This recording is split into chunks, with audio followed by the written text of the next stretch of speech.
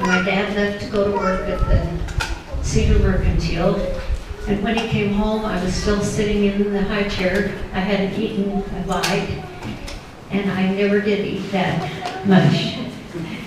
But my mother made me sit there all day long. And another time in that house, when I was maybe 2 or 2.5, I decided to go through the block to the Seaman House, which was on 2nd West, and you had to go through the garden and past some other buildings and things. And Mother didn't know where I was, so when she finally found me, I was playing with Alice Seaman, who was a couple of years older, and she took me home and tied me with a little rope to the kitchen sink. And this was a sink that didn't have cupboards in front of it. It just had the gooseneck pipe hanging down, and I don't know how long I was there, but I don't remember ever running away again. And then we moved out to the farm. No, we had to move to Uncle Henry's house because Uncle Henry wanted to live on the farm, and then 2 years later, his kids didn't like living on the farm, so they moved back to Cedar, and we moved back to Grandma's house. And by that time, Uncle Bill had married Aunt Claire, and they were also living in the house. So I think we still used a downstairs kitchen that isn't there anymore. And we had a bedroom upstairs, and Aunt Claire and Uncle Bill had a bedroom. And Grandma and Grandpa used the south side of the house where Uncle Will has his bedroom and living room now. And then we moved to the farm. And by that time, my mother, and I don't know where they got the money, my mother had bought a baby grand piano that cost $1,000. And for some reason, I took a little hammer to those piano keys.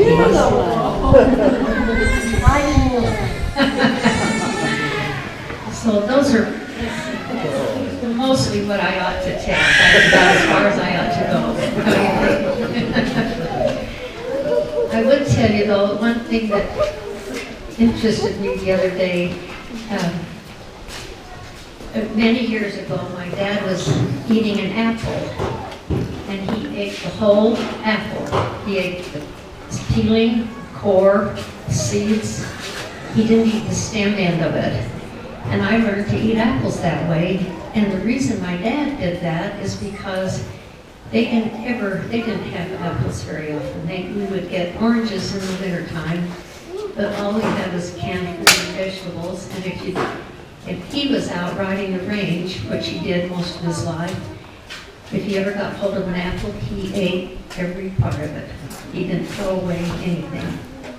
And one of my son-in-law, when I was telling him how I used to eat apples, he said, I didn't know that people could get fruit in those days. And I realize now that these kids grow up, you can get anything all year long. But if we had fruit, it was in the summer and everybody bottled it to use in the winter. So those are mostly my stories. Great. You did a number on the piano. Carolyn, thank you. She's still a little defensive about that because we were talking about that, and I said, and she chipped off most of the keys. She said, no, just a few. They finally got repaired after, was it after Mother died? They were all the time we played there, we played on those chip piano keys. Bless you.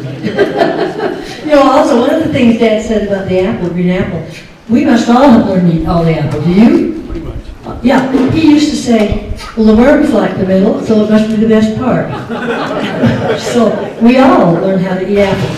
I kind of thought about my mom and dad in a couple of different ways, and you guys can all chip in, so if you want to, anytime you do. I was thinking about, we have pretty strict rules in our house, but and we had crime and punishment too. You got punished, you were tied under that.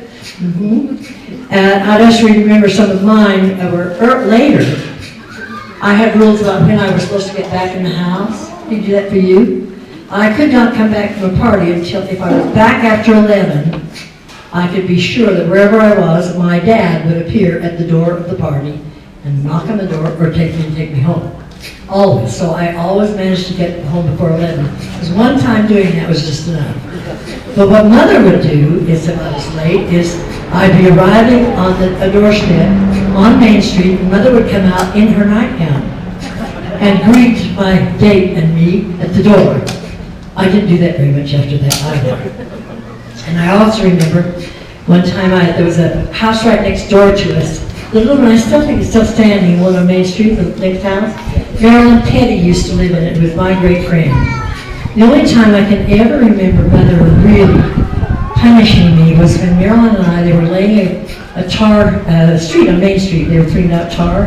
And we went out and blissfully ran in the tar in our bare feet. And then came back through the house with tar on our feet and tried to wash it off in the bathtub. So here we had this trail of tar. Mother willowed my legs harder than I've ever been willowed before in my life. But that's the only time I ever heard her. I felt her strong punishment. I was thinking also that of Mom and Dad. Mom wasn't really a good meat cooker. Am I right? Except for pot roasts. Good pot roast, good chicken cooker, but she couldn't cook mutton. When you say that about Mother's cooking, Carrie would go up the mountain with Dad, and they'd have a piece of mutton, usually, not lamb, under the bed. That's where they kept it cold, was between the springs and the mattress in the summertime. And Carrie wanted to know if they could bring the coal stove down from the mountain to Cedar City because Dad's meat always tasted so much better than Mother's. And it was true. That's when I learned how to like a lamb, because I hated Mother cook it until it was like string. Well, it was stringy anyway because it was always a mutton. But do you guys remember the hired help up there? Who was it that used to? One of them used to take. You have mutton gravy, and so at the end of the meal, he'd take a big slab of bread, and over the top of it, he'd put a big gob of mutton gravy, and on the top of that, sugar. And that was his dessert. Do you remember that? Was it? I don't know whether it was. Which one it was? It was Alf Best. Alf Best. Alf Best. But anyway, I love Dad's cooking. For all of us too, you probably all do know that most of us all worked in the corner market that Dad had on Main Street. Show your kids where that is, or was. And so we'd come home from school, all of us, after 4, and go to work there until 6. And he'd start us out doing kind of menial things. First we'd be vegetable washers and can things and stock things and count all the vegetables and catch the watermelons as they toss them down into the basement. The watermelon trucks would drive up and they'd toss watermelons down and we'd get to catch them and they'd put them on shelves in the basement. And then he gradually let us graduate using cash register. And I think both of you guys were butchers, weren't you, in that store? Not you, but Carrie was, I knew. And then Carrie went over to the hardware store. You didn't work in the drugstore, did you? You? You were too young, Corner Rock Market? Nor Cynthia, she didn't either. Okay. Well, when my dad believed that, he said to me many times, the customer is always right. And actually, it's been a really terrific motto for me in all the work I've done with the dance company. We always talk about the audience being right and to try to please an audience and make them enjoy what they're doing. But one night I remember we had been there till 6:30. Then I did his books finally. Marilyn, you did too. We all kept his books, which again served me very well later in my life. But this one night, Mrs. Esplin, Charles Esplin, came to the store about 10 minutes after 6. I was so tired. I was ready to get out of there. Knocked on the door and I opened it and said, Mrs. Esplin, it's closed. You can't come in. And she says, but it's only 10 after 6 and I have to get my groceries tonight. I said, Mrs. Esplin, this is a rule. You can't come in at 10 minutes after 6, so I shut the door and she went home. That night, my dad came home and he picked me by the ear and took me down to Esplin's place and made me apologize to Mrs. Esplin. But by that time, she was so mad that they changed grocery stores. So, boy, my name was mad. I never did that to anybody ever again. One more. I never heard my folks gossip in the house. They just didn't gossip. It's quite lovely. I didn't really know what that was until one day night I came home and I told Mom and Dad a story about someone in town that I had heard, and Dad looked at me and said, "Where did you hear that?" And I said, "Well, I've been over to Lois Urie's, and I'm going to say the name anyway, gang. He's dead." And he said, "D. Claude Urie is the biggest gossip in town." And that's the first time I had ever heard Dad say anything about anybody. But he said, "Don't you do that. Don't you spread stories like that." And again, in my lifetime, I've tried not to do that. I find that's one of the things that's difficult about small towns is there's lots of gossip going on. But these guys never gossiped. I have one more thing to say, and then I'll pass it. Christmas time was strange in our house. Yes? We picked up our Christmas tree on Christmas Eve at the church and decorated the tree that night. Did we? We have sold a few trees. Yeah, but I No, we often got it at the church. We got it at the church and came home and decorated it. That's what I remember, Marilyn. That's what I There's remember. one that he'd taken now over there for a program. Oh, I see. That's Maybe. not what I Anyway. And so none of our presents were ever wrapped either. You'd come, if you wanted a doll, there it was sitting, or if you wanted something else, it was by the tree. Usually one or two presents was all. And as we grew up, and that was fine. It was really kind of fun, very exciting. And there was, you could ask for one present you really wanted. Stocking that was pinned to the couch. Oh, that's right. Say that. We didn't ever have fancy Christmas stockings. We had the stockings we wore all the time, which as girls were long, ugly, brown, I don't know what they were, cotton, I guess. And we just take a safety pin and pin the stocking to the arm of the couch. And then down inside were little things that we weren't expecting, you know, usually an orange, maybe some candy, hardtack. But we didn't have anything wrapped. And I didn't wrap Christmas presents until Roger and John, one early Christmas morning, sneaked up from downstairs and opened a lot of stuff. And so then we looked at all their stuff. So then we started wrapping it all up. The one thing about when you got older with Mom and Dad, though, for Dad it was very, very hard to find the Christmas present you liked. We got so that I'm sure you guys did too, I was always looking for the perfect tie, or the perfect shirt, or whatever. And every once in a while, after Christmas, I'd look in his closet and I'd say, "Where's the shirt I gave Dad?" I'm sure what he did was take it down and give it to his hired hand. Once in a while, I'd see a tie that he wore, and I thought, "Oh, bully, he loved that tie." I remember looking for ages for an alligator wallet for him, and it was really expensive. And when he died, I looked for that wallet, never not inside. He'd given it away. So that's what he did with most of his Christmas presents at Christmas time. Didn't he give away Mother something, Mother's sink or refrigerator or something that she was getting for Christmas? He took it out and hired him. So there you go, Jim, your turn. Or Carrie, are you next? Let's Ken's go ahead.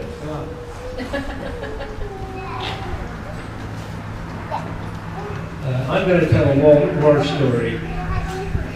I was drafted for the Korean War, 1951, and just about that time, President Truman had fired President MacArthur, General MacArthur. And Truman's policy was then, okay, boys, you and the Army, get in there and fight into a draw. He didn't want to go any further with any combat activities. And Matthew Ridgway was the commanding general in Korea when MacArthur was relieved from office. And there was an old story about Matthew Ridgway.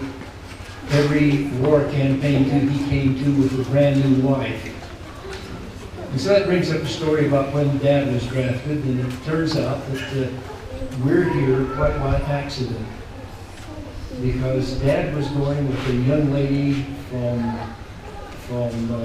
Pine Valley, and the family seemed to be prone to want to date gardeners who were from Pine Valley at that time. So he was going with a lady by the name of Margaret, which was a favorite cousin of our mother's. And it turned out that he was drafted in World War I about 1918, ended up in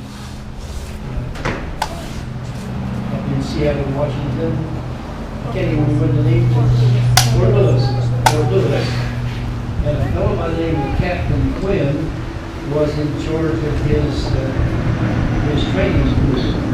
Captain Quinn found out that my dad was an excellent horseman. In fact, Cynthia reminded me just a little while ago, she said she didn't realize how good of a horseman she was. One day she saw him handling a really frisky horse and thought, I've never seen anybody but John Wayne do that. Well, anyway, Dad was a really capable horseman. Captain Quinn had a brand new wife and wanted somebody to tend her when he realized what had just been drafted and given to him as a gift. He turned Dad over to Mrs. Quinn to teach her how to ride horses.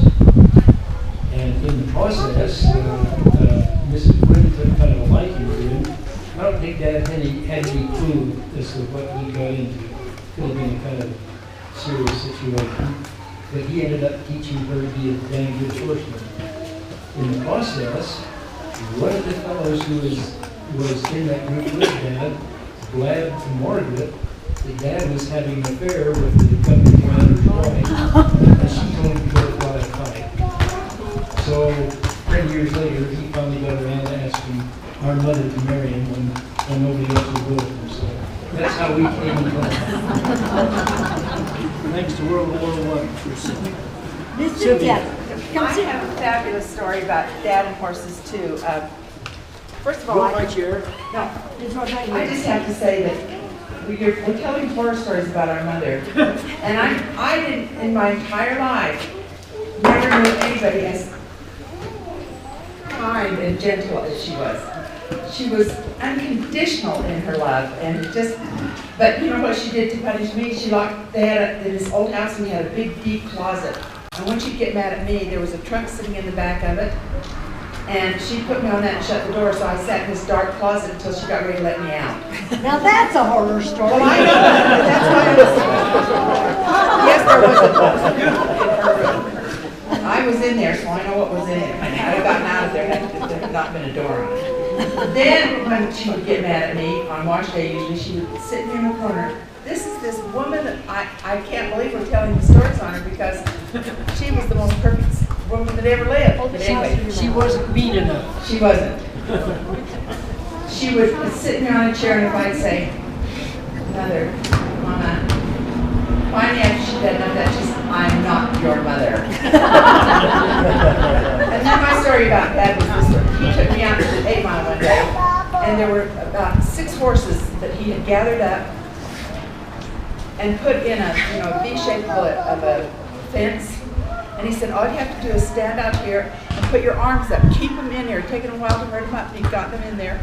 But you just stand there and wave your arms so they come out. Well, the minute he left and they started walking toward me, I climbed up on the fence. And so they went off, and when he came back, he got on that horse he was on. And I can't believe that I grew up with a man who knew horses better than anybody. He took across that field on that horse, and I thought, it's John Wayne. It was the most glorious sight I ever remember seeing. He was beautiful. And my story. Anybody else? Okay. Oh, yeah. Just because he's the youngest, I forget. We haven't got time to tell all the stories. I guess when you talk about discipline and so on, our folks, at least by the time I came on, it seemed like his dad's motto was, know a lot, but don't see too much. They weren't helicopter parents. Know everything and see little is what they said. Wait a minute. What? What'd you say? Know everything Know and everything. see little. And see little. Well, when I was in grade school, I never get given allowance. I don't know about anybody else.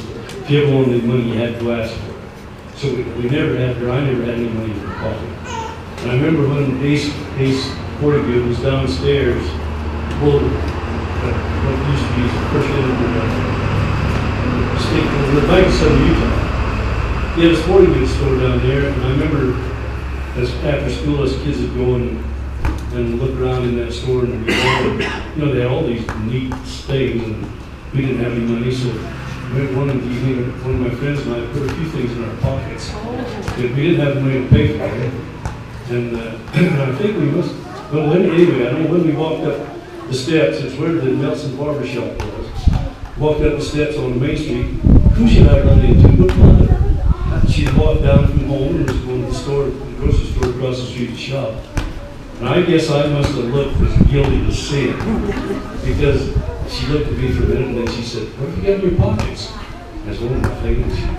She made me show her some stuff, two of the little things that I got from downstairs in Ace Sporting Goods.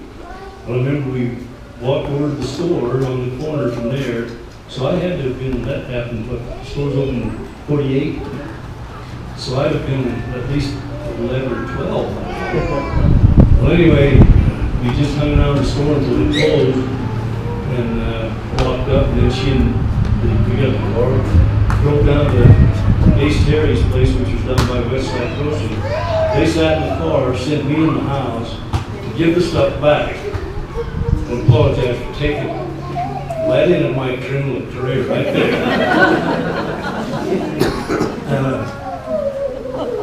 It's in.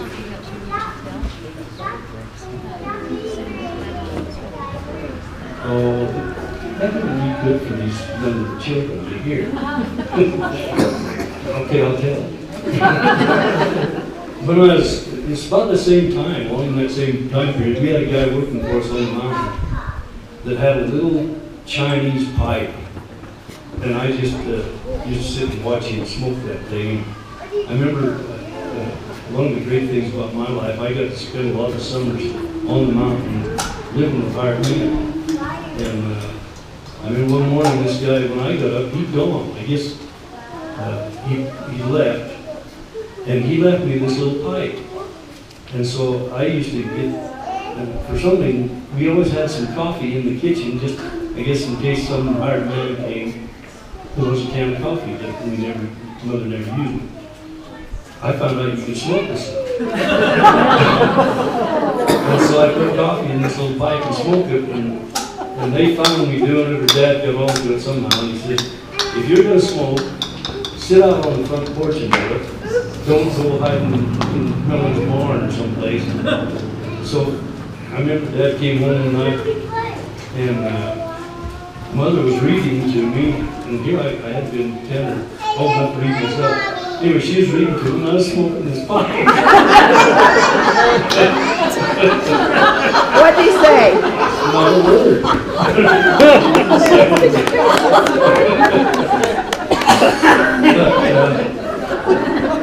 So, there's a lot of memories, but it's interesting. When Kerry was old enough, I never got to do a lot with him. He was 9 years older, but I'll never forget. It happened, as I think about it, it had to be in the fall of 1948. I would have been 9 years old. I'd been 10 that fall, and Kerry would have been 10 years older. And do you remember a horse we had called Pigeon? Yes, I do. Well, he was all I remember, he was a sorrel horse, a beautiful horse, and I was looking forward to the day that he might become my horse. And Kerry, the sheep were out of Iron Springs, and I don't know whether we left from Iron Springs or Big Hall. Big Hall was a big reservoir just west of Iron Springs, and fenced in. But I remember Kerry and I left one morning with our sheep to head out to the Three Peaks across the desert, and we had Pigeon. And I don't know why that always stuck in my memory, but I thought that was a great day. Kind of a long day, it's quite a ways out across the desert, but I remember doing that, and that's one of the few things that I ever did with Kerry before he was gone. So you had Kerry and Pigeon on the same day? Well, and the reason I know that was the year because, that was the beginning of 48-9, that heavy, bad, tough winter. And pigeon got sick and died that winter out in the sheep cave, never came back, so. All the times that, well, I always figured I had an idyllic child because, I You spent. did, the rest of us all had to work. And I think that's true. By the time I came along, things were a little easier. Dad wasn't so deep in debt, and I just had a great childhood. But we had Uncle Will and Lass and Human and Henry all in town, and I spent a lot of my time being loaned out to one of those uncles, going with them and helping them do different things. So I got to see a lot of the mountain and spend time with people. But I'll never, one of the great memories that I had is one fall when I was in high school. Everybody was off the mountain and there was snow, quite a little snow up on the mountain. And somebody had seen 4 or 5 head of cattle down in Hogshead out around Burnt Flat, which some of you know where that is and others don't. But if you go out on the point and look off toward the Narrows and around down to the southeast, our ground went out to Stop Flat, a little south of Stop Flat. Beyond that was Burnt Flat, which belonged to Goobers. And then all around from that was the Champion Dairy and the Lower Herd. Well, somebody had seen some cattle out in that Burnt Flat area and took me out. Guys had tried to get them, but couldn't get them. They were kind of wild and they could act and lose them. Couldn't get them. Remember the Dad and I think it had to have been in November, we hauled a couple horses up to Wichita, well, up to the college ranch, I think. Well, maybe here. Probably hauled them here and unloaded them. And I don't know whether we must have left a bed at the ranch because we got on horses and rode from here. The road that we used to always use went right up past here to get up. And I know that the snow was deep enough. And I was, like I said, I'm pretty sure I was in high school, and they didn't have the good pack boots that they have now, but there was a new pair of boots that had come out that were rubber, insulated rubber boots, lace-ups. And I thought, I'm going to have a pair of those to keep my feet warm. Well, we got on and rode, and part of the way we had to get off and walk anywhere. We did walk, but we had a rope trail for the horsemen. We rode from here down to the ranch and stayed that night. I guess we took some food with us and had a bit of bed there. But we stayed there that night.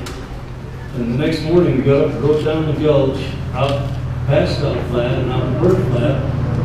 And luckily we saw those cattle. There were about 5 head of them, I think. And we saw them before they saw us.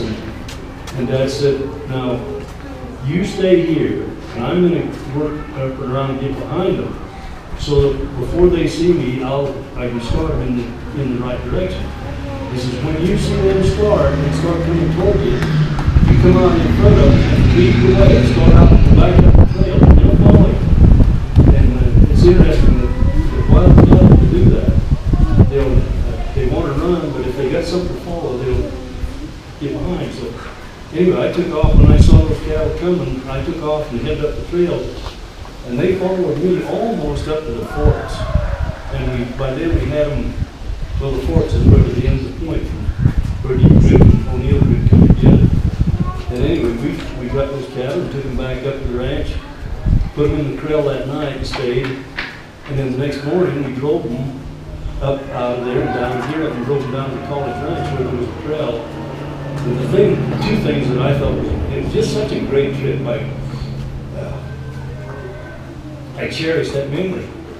But by the time we came down from the top of the bridge up here down here, it was getting kind of late, it was getting toward evening, and it was kind of cold.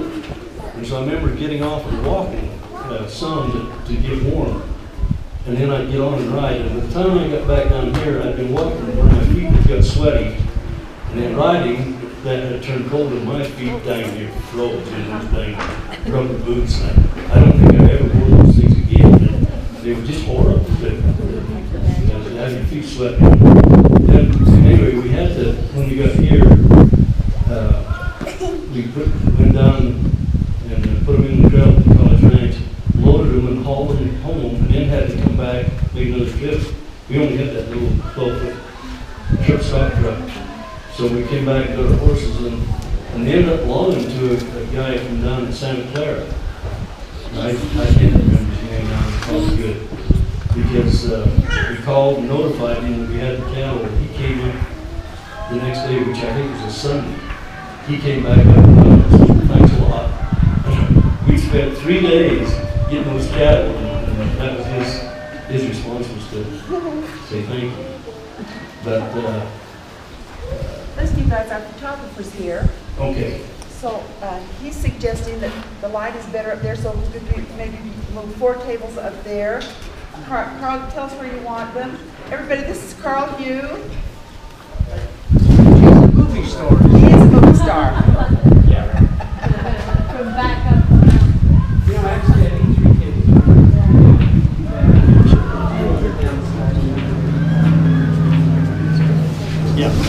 Thank you for listening. Thank you.